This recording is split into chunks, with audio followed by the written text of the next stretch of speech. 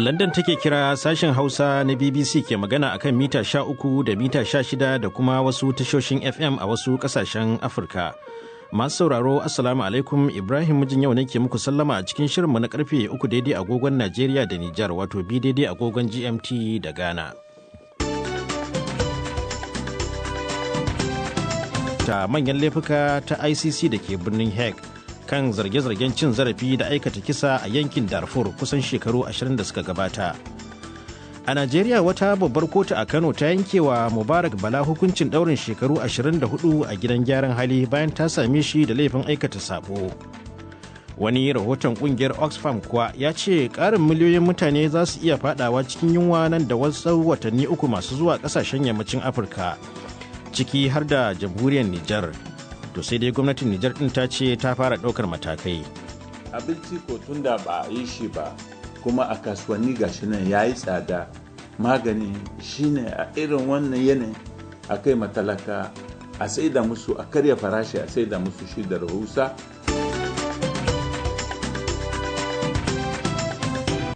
Tsohon shugaban mayakan Sudan ya amince ya kasance mutum na farko da ake wa shari'a a kotun hukunta manyan laifuka ta ICC da ke birnin Hague kan zarge-zargen cin zarafi da aka aikata a Darfur kusan shekaru 20 baya.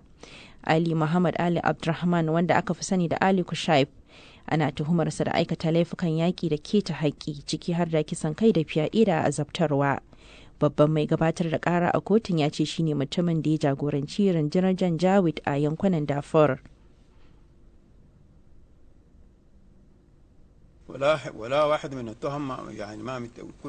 Mr. Abdurrahman kenan yake cewa na ki amsa waɗannan tuhume-tuhume, ba aikata komai ba ni da laifi a waɗannan zarge-zarge. Sai dai al'ummar Darfur da yakin ya daidaita kusan shekara 20 da kuma ke rayuwa a sansanonin 'yan gudun hijira sun ce sun yi farin cikin samun labarin wannan shari'a. To kuna shin waɗannan labarai ne kai tsaye daga nan sashen Hausa na BBC. Rahotanni daga Najeriya na cewa an yi garkuwa da sama da mutum 20 a wani yanki na arewa maso gabashin kasar. Shaidu sun ce 'yan bindiga dauki da manyan makamai sanye da kakin soja sun kai farmaki ƙauyen anguwar Maji, suna ta shiga gida-gida suna kwashe mutane. Ƙauyen da abin ya faru na kusa da babban titin da ya haɗa Abuja zuwa Kaduna da ake yawaita kai hari da garkuwa da mutane. Ko a makon da ya gabata sai da harin 'yan bindiga ya sanadin rayuka 8. Baya ga mutane da aka yi garkuwa da su a harin jirgin kasar Abuja zuwa Kaduna. Har yanzu akwai mutum kusan 170 da ba a gano su ba. Kamfanin Twitter ya ce zai naɗa hamshakin attajirin nan ɗan Amurka Elon Musk cikin manyan daraktocinsa. Mr. Musk ya kasance wanda ya fi yawan hannun jari a kamfanin na social media a yanzu, bayan sayi kashi 9.2 cikin 100 na hannayen jarin kamfanin. Twitter ya ce manufofi da burukan Mr. Musk sun zo daidai da muradan kamfanin. Sai dai ya kara da cewa hannun jarin Mr. Musk ba zai zarta kashi 14.9 cikin 100 ba, muddin ya ci gaba da kasancewa cikin daraktocinsa. Daraja da hannayen jarin Twitter na ta karuwa bayan Mr. Musk ya sanar da wannan sanarwa. To labaran duniyar kenan daga nan sashen Hausa na BBC. Tama da gaida Umaima Sani Abdulmumin.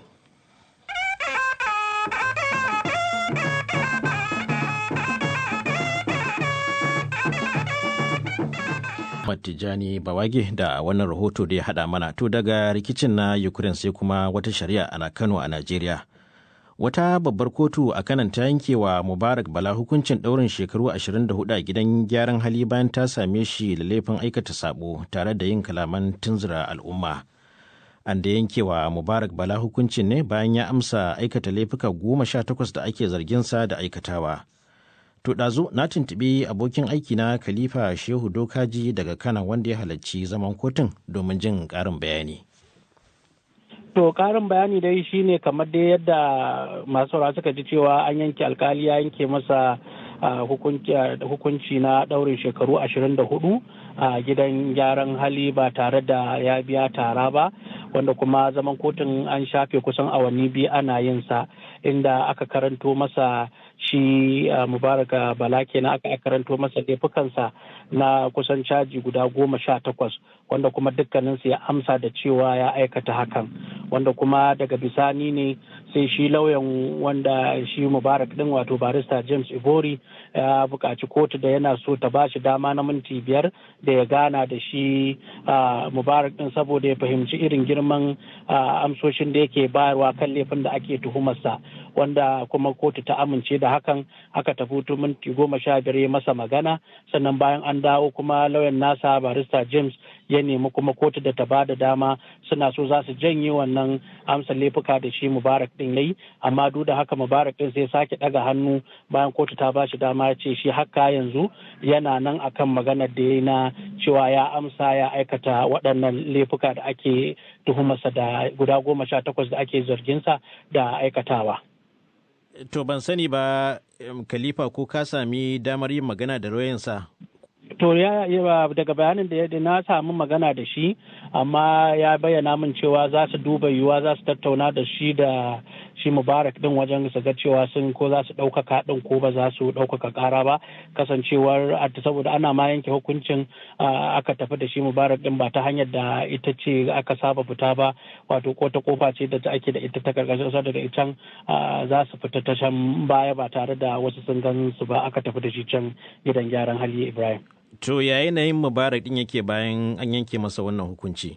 To yanayinsa dai tun a zaman ma ya zo ne cikin yanayi na nadama da kuma saduda, wanda kuma yana dan fara'a jefi-jefi idan ya ga waɗanda ya sani, musamman ma in yana tattauna da lauyansa, yadda ya za ka ga cewa ya sake ya saduda kawai abin da yake bukata Allah yake ma a yanke masa hukuncin, kuma da aka yanke din ba yanayin fuskarsa ya nuna ya ji daɗin an yanke masa hukunci, saboda hakan yana ganin kamar shine sauƙinsa da kwanciyar hankalinsa.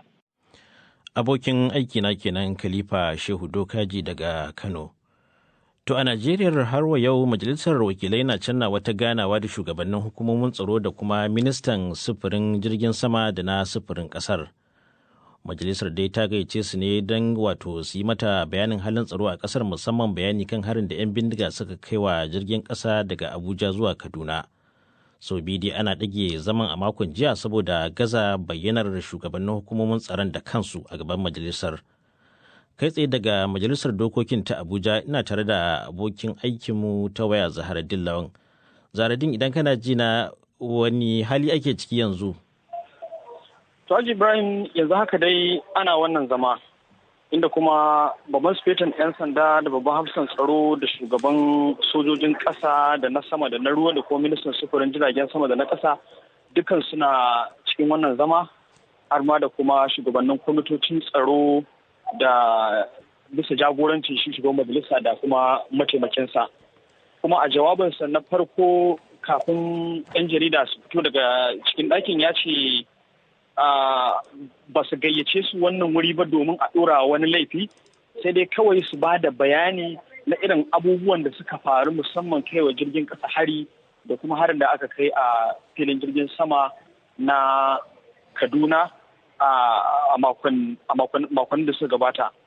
Sannan kuma ya jaddada cewa su saki jiki su yi bayani, babu wani abu da zai faru, ba za a ɗora wani laifi ba. Abin da dai kawai ake nema shine a samu mafita, saboda irin dukunkunewar ko kuma kasancewar da harkokin tsaro suka yi a Najeriya musamman a baya-bayan nan. To kamar Zaharaddin, me ake sa ran wannan tattaunawa za ta haifar? Ita wannan tattaunawa ana so a samu fahimta a tsakanin su gaba ɗaya da su shugaban hukumar tsaron da ministan sufuri da ministan sufurin jiragen sama da kuma su kwamitocin tsaro, saboda a makon da ya gabata dama an buƙaci su wannan kwamitoci su kawo bayanan irin abubuwa da suke yi, musamman ta fuskar kuɗaɗe da ake sahalewa waɗannan hukumomi suke gudanar da ayyukansu, a samu daidaito, a samu fahimta, kuma a sami matsaya guda ta yadda za a kawo ƙarshen wannan matsalar tsaro. Sannan a jawabinsa shi ministan sufuri Rotimi Amechi ya ce ya ji daɗi da aka gayyato shi wannan bayani. Ya ce dama akwai abubuwa da suke damunsa, musamman tun a baya ya buƙaci a ba da kuɗi a so kayayyakin na'urori da za a rika lura da wannan layin dogo ɗin amma aka amince saboda wasu abubuwa da abokan aikin suka hana ta ce ya ji daɗi yanzu ya baje komai a fefe yadda za a fahimce shi kuma shi ma haka babban hafsoshin tsaro shi ma ya ce a shirye yake ya ba da haɗin kai ta kowace fuska da ake bukata domin matsalar tsaron tana ina ganin saboda lokacin idan akwai ƙarin bayani ma ji a shirye-shiryenmu na gaba Zaradin Lawan kenan daga Majalisar Dokokin Najeriya. To a Najeriya rahotanni na cewa akalla mutum biyu sun rasa rayukansu a lokacin da wasu 'yan bindiga suka shiga sabuwar ƙasar wato ta Tollgate da ke garin Kaduna. 'Yan bindigar sun yi awon gaba da mutane 6 da suka hada da mata 3 da maza 3. Zuwa yanzu dai an yi jana'izar ɗaya daga cikin waɗanda suka rasa rayukansu. Daga Abuja ga rahoton da Abdu Halilu ya aiko mana. Shi dai wannan harin da aka kai a sabuwar kasuwa ta Tollgate ta Kaduna, an ce an kashi ne da kimanin karfe 9 na daren jiya, inda 'yan bindiga suka shiga da bindiga da kuma adduna. Wani da ya shaida lamarin ya mini ƙarin bayani kamar haka. Abin da ya faru dai mu muna zaune a cikin rumfa, wasu sun zo sun siya abinci ai masu indomi suna ci, mu kuma muna shan shayi masu dai muna labari mana rana, kawai sai dai muka ga mutum ya fito da bindiga da kakin soja, sai ga wasu fiye da bayansa su kuma rike da adduna a bayansu. To a lokacin da suka zo suka fara shigowa na wurin, waɗanda dai na gani da idanuna ba zai karya ba, na ga sun kai su 4 da AK, wanda yake da AK shi yake gaba, wanda kuma suke da adduna su ne suke ba. Dan ni ma nan ne gaba an sare ni a hannu amma dai bata kama ni ba. Da ɗayan aboki na ma shi son halbe shi a gaba. Yanzu haka ma za mu wuce da shi gida. Da suka zo me suka nemi mutane su yi a wurin? Babu abin da suka nemi mutane su yi a wajen, kawai dai sun zo sun buɗe wuta ne kawai ba. Kamar yanzu mutane nawa suka rasa rayukansu a cikin wannan lamari? So, mutum dure yanzu aka magana sun ta. Kamar sun ta da mutane nawa? Sai da mutane 6 a wajen mu da inda muke. Jami'an tsaro sun samu isuwa amma ba su zo suka shiga a wajen ba a lokacin da suka zo suka sa. Ba su isa a wajen ba sai dai bayan ya ta lafa suka fara zuwa. Shi ma wannan ya ƙetara rijiya da rumtsan ido inda har ya samu harbi ga kafa. Ƙarshe ɗayan wannan wanda halban ko da lokacin da na rugo da gudu ina kira an halban. Da da inga wata ita nan faɗi nan wurin da zuƙuna. Shi ko ɗaya ce zai tsarin da adda. Ka je asibiti ne? Asibiti wata ta gwanin wura ba. To sai dai duk kokarin da muka yi domin ji daga hukumomin tsaro na jihar ta Kaduna har lokacin da nake aika wannan rahoto hakata bata cimma ruwa ba. Abdu Halilu, sashen Hausa na BBC daga Abuja, Najeriya. To yanzu agogo a Abuja da ke Najeriya da kuma Maradi a jamhuriyar Nijar na cewa karfe 3:17 muna gabatar da wannan shirin ne daga nan sashen Hausa na BBC.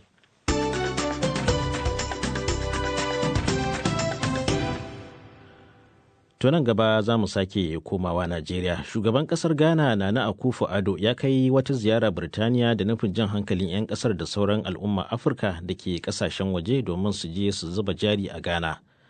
Kazalika shugaban ya ce Ghana ta dukufa wajen bunƙasa harkar yawon bude ido.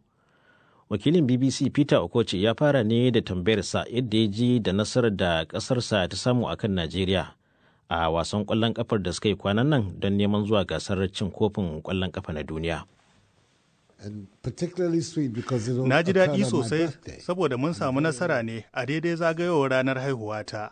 Na tsufa, kuma wannan wata hanya ce ta mantawa da yawan shekaruna. Rana ce ta farin ciki ga al'ummar Ghana a gida da wajen ƙasar. Muna jin cewa mun cancanci zuwa gasar, saboda haka matasanmu sun yi abin da ya dace da muka yi nasara. Sun yi ƙoƙari sosai, saboda ba abu ne mai sauƙi ba su je su kara a Abuja kuma su yi nasara. Ka zo nan Birtaniya da nufin bunƙasa harkar yawan bude ido a Ghana. Tun a 2019 gwamnatin ka ke kira ga 'yan Ghana da sauran al'ummar Afirka waɗanda ke ƙasashen waje su koma Ghana. Takamaimai me kake so ka cimma? Babbar manufar ita ce fito da Ghana a san da ita a fagen yawon bude ido a duniya, a matsayin wurin da mutane za su je su wataya, wato su shakata. Kuma hakan ba za ta samu ba idan muka zauna a gida muka naɗe ƙafafuwanmu. Kuma bayanan da muke samu na nuna cewa fiye da mutum miliyan 1 ne suka amsa kiran da muke yi. Sai dai ina mamaki ban san wani dalili ne zai sa na je na zuba jari a ƙasar Ghana a wannan lokacin ba. Akwai dalilai masu yawa. Na farko dai, Ghana tana da albarkatun ƙasa masu yawa. Akwai ma'adinai irin tama da zinare da sauransu. kenan masu sha'awar haƙar ma'adinai za su iya zuba jarinsu. Gashi yanzu an fara aiki da tsarin nan na kasuwanci ba shinge a nahiyar Afirka, kuma Ghana tana tsakiyar mutane masu yawa kimanin mutum biliyan 1 da miliyan 200. Sidin Ghana ya faɗi warwas da kashi 20 cikin 100.